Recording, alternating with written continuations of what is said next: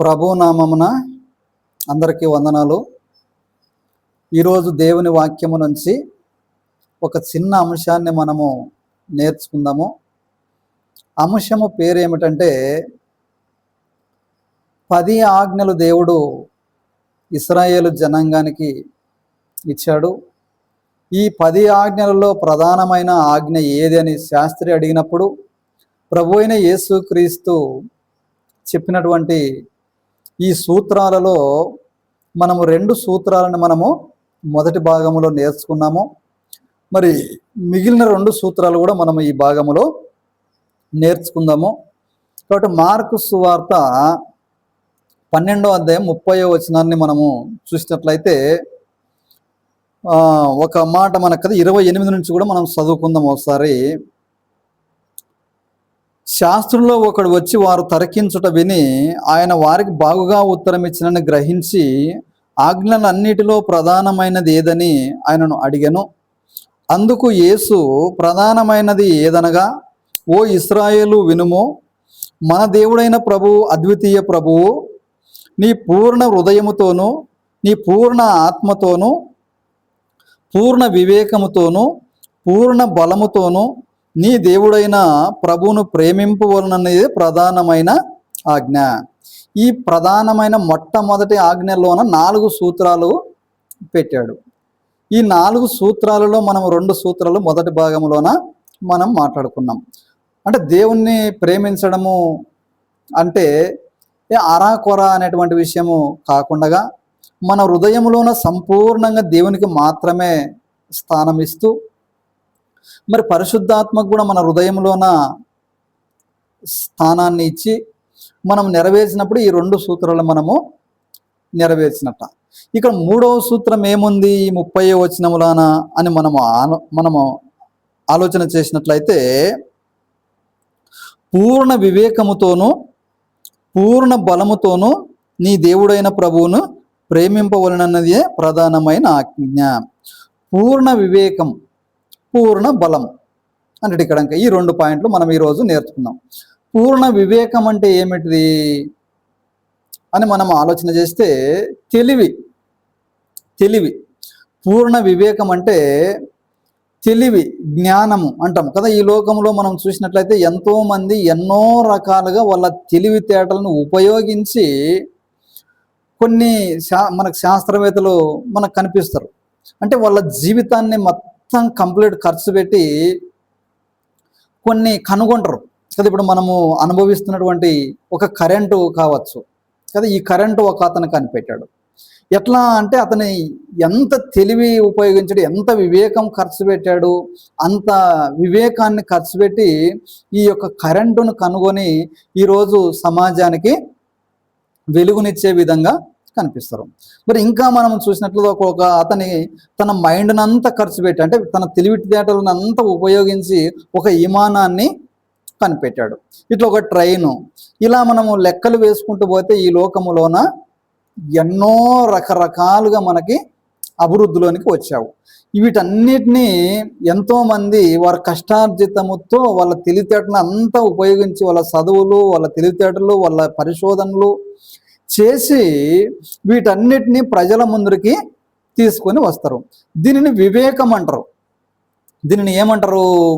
వివేకం అంటారు. ఇప్పుడు దేవుడు ఏమంటాడంటే, నీ తెలివితేటలు ఎంతైతే ఉండవో ఆ తెలివంతయు నా గురించే నీవు తెలుసుకున్నలా అంటాడనమాట కదా. ఈరోజు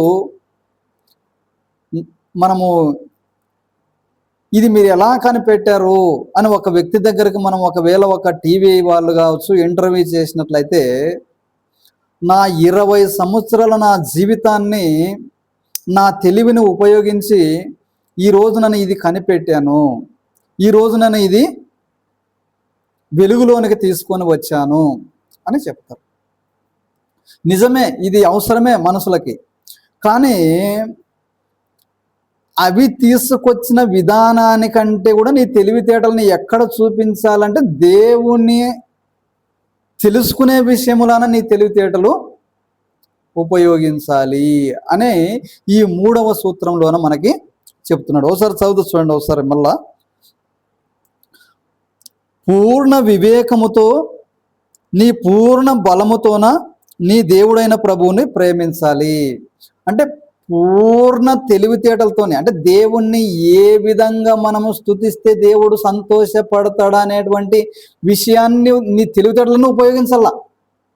నీకు ఎంత తెలివి ఉందో కదా. ఈరోజు ఎన్నో సంగీతాల అభివృద్ధిలోనికి వచ్చాయి.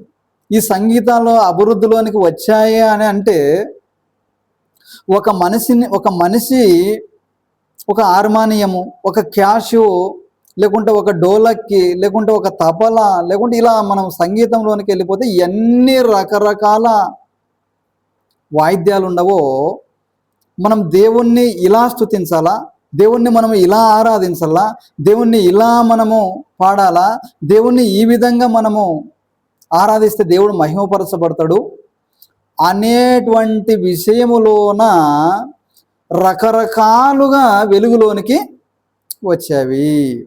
కాబట్టి ఇలా మనము దేవుణ్ణి ప్రేమించే విషయంలోన మన తెలివితేటలని ఉపయోగించాలా.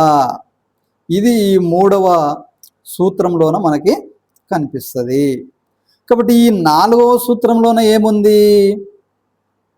పూర్ణ బలముతోన నీ దేవుణ్ణి నీవు ప్రేమించాల కదా. మనకి శరీరములో ఎంత బలం ఉంటే అంత బలముతోని మనము దేవుణ్ణి స్తుతించాలా అనేటువంటి విషయం ఇక్కడ.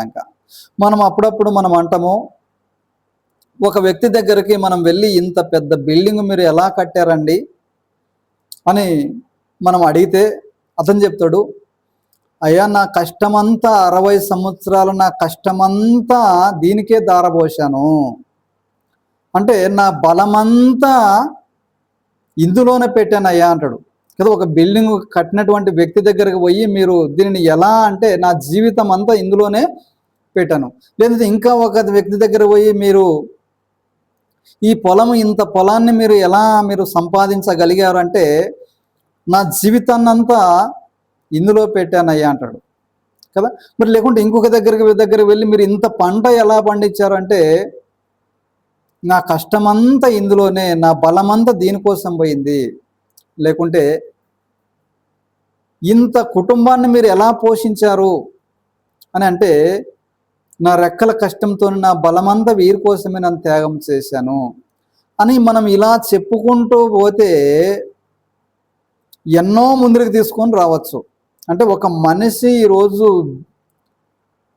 ఇంత సాధించాడు అనే దానికి వాళ్ళు ఇస్తున్నటువంటి సమాచారం ప్రకారంగా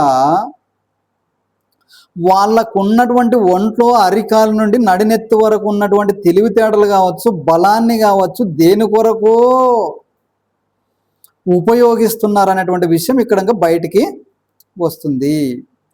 కాబట్టి లేదు మరి దేని కొరకు ఉపయోగించే దానికంటే కూడా ఇవి మొదటి స్థానం, నా కొరకే నీ బలం ఉండాలా, నా కొరకే నీ తెలివితేటలు ఉండాలా అనేటువంటి విషయం దేవుడు ఈ 2 పాయింట్లలో చెప్తున్నటువంటి. నీ తెలివితేటలు ఎవరు కొరకు ఉండాలా? రెండవది తర్వాత లోకం కోసమో కుటుంబం కోసమో నువ్వు కనిపెట్టేదానికోసమో రెండవది. మొదటి స్థానం మాత్రము దేవునికే ఇవ్వాల ఈ తెలివితేటలు, దేవునికే ఇవ్వాల ఈ బలాన్ని అనేటువంటి పాయింట్ని మనం ఇక్కడ చేస్తున్నాం. మరి ఇంకా కొంతమందిని మనం ఆలోచన చేసినట్లయితే కొంతమంది బరువులు ఎత్తుతారు, బరువులు ఎత్తారు. కొన్ని ఎద్దులతోని బండలు లాగించడము, ఆ గిరక బండ్లు లాగించడము, ఇలా మనము చూస్తున్నటువంటి ఈ ప్రాంతంలోనూ కొన్ని మనకి జరుగుతాయి. వాళ్ళు ఏం చేస్తారు కదా, పలాని జాతర వస్తుంది, ఆ జాతరలో పెద్ద బండని మనము మన ఎద్దులతోనే లాగించాలి అన్నప్పుడు ఆ ఎద్దులని బలంగా తయారు చేస్తారు. అంటే మంచి మంచి వస్తువులు ఆ ఎద్దులకి తినిపించి మంచి బలంగా ఆ ఎద్దులను తయారు చేసి ఆ యొక్క జాతరలోన వారు పెట్టినటువంటి బహుమానాన్ని పొందుకోవటానికి వాళ్ళు వాళ్ళ 6 నెలల సంవత్సరం అంతయు వాళ్ళు ఏ తిండి అయితే పెట్టి ఆ ఎద్దులని బలంగా తయారు చేస్తారో ఆ బలాన్నంతా దేని కొరకు ఉపయోగిస్తారంటే ఆ గెలిచే యొక్క ఆ బండ లాగేటువంటి దానికోసము ఉపయోగిస్తారు. అప్పుడు ఆ ఎద్దులు అరికాలు మొదలుకొని నడినెత్తి వరకు దానికి ఎంత బలం ఉందో దాన్ని అంతా ఉపయోగించి ఆ యొక్క బండను లాగేదానికి ప్రయత్నము చేస్తూ ఉంటుంది, అలా గెలుస్తాయి. అంటే ఇప్పుడు వీటి బలమంతా దేని కొరకు ఉపయోగిస్తున్నాం అన్నమాట అని మనం ఆలోచన చేస్తే, అంటే ఈ ఎన్ని సంవత్సరాలు తిని తిని తిని తిని బలంగా తయారు చేసి ఈ బలమంతయు దేని కొరకు అంటే ఈ బండ కొరకే వీటి బలము అనే విషయం మనకు అర్థమవుతుంది. మరి ఇంకొక వ్యక్తి ఉంటాడు, అంటే సంచులు బరువు లేపే వాళ్ళు ఉంటారు కదా, బరువు లేపే వాళ్ళు, సంచులు లేపే వాళ్ళు ఉంటారు, గుండ్లు లేపే వాళ్ళు ఉంటారు. వాళ్ళు కూడా తిని తిని తిని బలంగా మేస్తారు.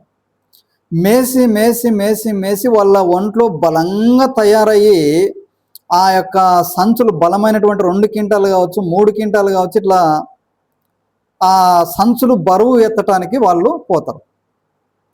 ఇంత బరువు మీరు ఎలా ఎత్తగలిగారు, ఎలా సాధించగలిగారు అని మనం ఒకవేళ వాళ్ళని ఇంటర్వ్యూ కనుక చేసినట్లయితే, లేదయ్యా నాకు ఈ యొక్క జాతరలో ఈ పందెము గెలసాలని నేను ఒక టార్గెట్ పెట్టుకొని ఈ సంవత్సరం అంతయు నేను ఫలాని భోజనమే తిన్నాను, అలా భోజనం తిని నా శరీరాన్ని బాగా కండలుగా పెంచి ఈరోజు నా బలమంతయు అరికాలు మొదలుకొని నడినెత్తి వరకు ఉన్నటువంటి బలాన్ని అంతా నేను ఉపయోగించి ఈ బరువును ఎత్తగలిగాను అని చెప్తారు. అంటే ఈయన బలమంతయు దేని కొరకు ఉపయోగిస్తున్నాడు అంటే ఒక గుండు కొరకో, లేకుంటే ఒక బిల్డింగ్ కొరకో, లేకుంటే ఒక చేను కొనేదాని కొరకు, ఒక కుటుంబాని కొరకు ఇలా మనము చూస్తాం తప్ప, మరి ఎవరినైనా ఇంటర్వ్యూ చేస్తేనే లేదండి ఉదయం మొదలుకొని రాత్రి వరకు నిద్ర ఆహారాలు అని నన్ను దేవుని వాక్యాన్నే చదివి ఇంత సత్యాన్ని నన్ను వెలుగులోనికి తీశాను, నన్ను దేవుణ్ణి మహిమపరుస్తున్నాను, దేవుణ్ణి ఆరాధన చేస్తున్నాను, దేవుణ్ణి స్తుతిస్తున్నాను అని చెప్పే క్రైస్తవులు ఉండరా అంటే చాలా తక్కువ సంఖ్యలోనే మనకి కనిపిస్తారు. అంటే దేవుడు ఏమంటాడు ఇక్కడ అంటే, నీకు ఎంతైతే తెలివితేటలు ఉండవో ఆ తెలివితేటలు అంతయు నా కొరకే ఉపయోగపడాలి. నీకు ఎంతైతే బలము ఉందో ఆ బలమంతయు నన్ను పూజించటానికే ఆ బలము. మరి కుటుంబము అంటే ఈ తర్వాత మొదటి నీ బలములోన మొదటి స్థానము దేవునికి. ఇప్పుడు చూడండి, ఒక వ్యక్తిని మనం చూసినట్లయితే ప్రభువైన యేసుక్రీస్తు సువార్తని తీసుకొని వెళ్ళే విషయంలోన అపోస్తల కార్యములు 8వ అధ్యాయము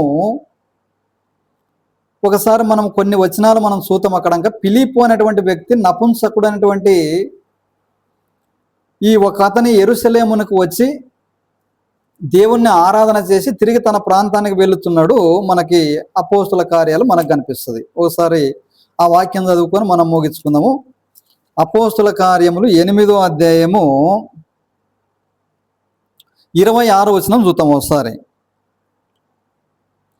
ప్రభువు దూత నీవు లేచి దక్షిణముగా వెళ్ళి యెరూషలేము నుండి గాజాకు పోవు అరణ్య మార్గమును కలుసుకోమని ఫిలిప్పుతో చెప్పగా అతడు లేచి వెళ్ళెను.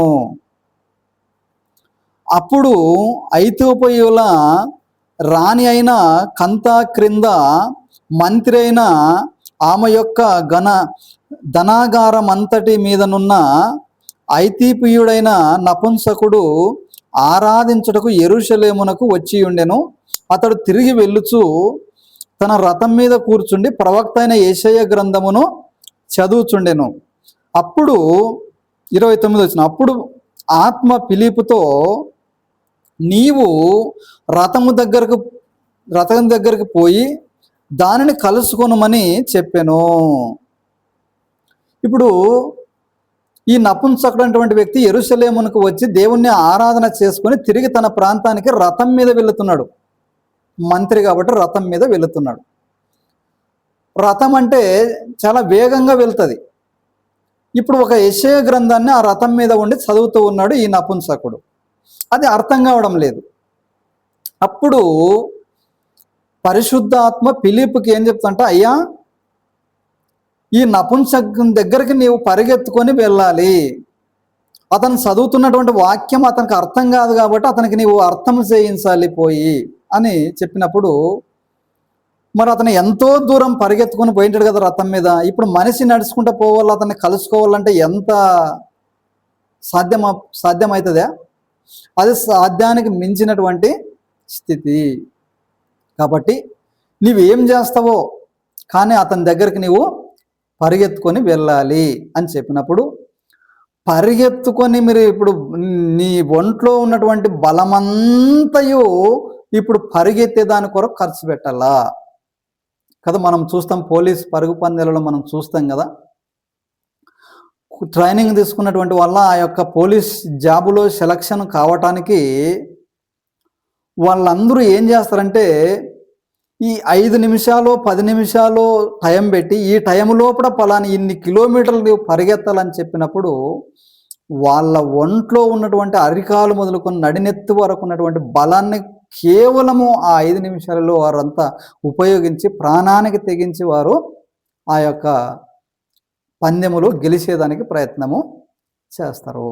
మరి ఇప్పుడు ఇక్కడ ఫిలిప్పు కూడా తన బలాన్ని అంతా, నా చేత కాదు, నన్ను ఉరకలేను అంటే కాదు కదా, ఉరకల. అంటే ఇలా మనకి కొన్ని వచ్చినప్పుడు సమస్యలు అనేటువంటి వారు, ఇలాంటి పరిస్థితులు కనుక వచ్చినప్పుడు మనకు శ్రమకి మించినటువంటి స్థితులను కూడా మనం ఎదుర్కొన్నప్పుడు మనము నిజంగా మన ఒంట్లో ఉన్నటువంటి బలాన్ని పెట్టి ఎందరైతే కొంతమంది బరువులు లేపడానికి, కొంతమంది ఉద్యోగం సాధించడానికి, కొంతమంది ఇంకో రకానికి, ఇంకో రకానికి అనే విషయంలో వాళ్ళ బలాన్ని వాళ్ళు ఏ విధంగా అయితే ఉపయోగిస్తారో, కానీ కేవలం ప్రభువైన యేసుక్రీస్తుని అంగీకరించినటువంటి మనము నిజంగా అలాంటి పరిస్థితి కనుక వచ్చినప్పుడు మన బలము దేని కొరకు ఉపయోగపడాలంటే ఆ ప్రభువు కొరకే ఈ బలాన్ని మనము ఉపయోగించినప్పుడు ఈ మొదటి ఆజ్ఞలోన ఈ 4వ సూత్రాన్ని కూడా మనము నెరవేర్చిన వాళ్ళము అవుతాము. కాబట్టి మనము ఈ మొదటి ఆజ్ఞని మనము నెరవేర్చాలంటే ఈ 4 సూత్రాలు మనము అనుసరించాల. మరి ఈ 4 సూత్రాలలో ఒకవేళ 2 సూత్రాలు మాత్రమే ఉండి 2 సూత్రాలలో మనం ఫెయిల్ అయి ఉంటే, లేకుంటే ఒక్క సూత్రం కూడా నేను ఈరోజు పాటించలేకపోతున్నాను అనేటువంటి విషయంలో ఉంటే, లేకుంటే నేను 3 సూత్రాలు నేను పాటిస్తున్నాను, ఒక్కటి మాత్రమే పాటించలేదు అనేటువంటి స్థితిలో ఉంటే, ఏది ఏమైనప్పుడు మనము ఈ చదివినప్పుడు, ఈ అనుసరించినప్పుడు, ఈ విధానం తెలిసినప్పుడు ఖచ్చితంగా మనము మరలా నిలబడి పరిగెత్తేదానికి దేవుడు మరొక అవకాశం మనకి ఇచ్చాడు. ప్రభువైన యేసుక్రీస్తు ఆయన సిలువ వేయబడి ప్రయాసపడి భారం మోసుకున్న సమస్తం నా యొద్దకు రండి, నేను మిమ్మల్ని క్షమిస్తాను. ఇప్పటి నుంచి నిలబడి, ఈ వాక్యం అర్థమయ్యేది కదా, ఇప్పటి నుండి నిలబడి ఈ ఆజ్ఞలను మనము నెరవేర్చే విషయంలోన మనము ముందుకి వెళ్ళవలసినదిగా మీ అందరికీ కోరుకుంటూ, ఈ యొక్క వాక్యం మీకు అర్థమయ్యింది అని నేను అనుకుంటున్నాను. కాబట్టి మరి ఇంతటితో ఈ యొక్క వాక్యాన్ని నేను ముగించి సెలవు తీసుకుంటాను. అందరికీ ప్రభువు నామమున వందనాలు. మరొక అంశంతో మనం ఇంకొకసారి కలుసుకునేదానికి ప్రయత్నము చేద్దాం.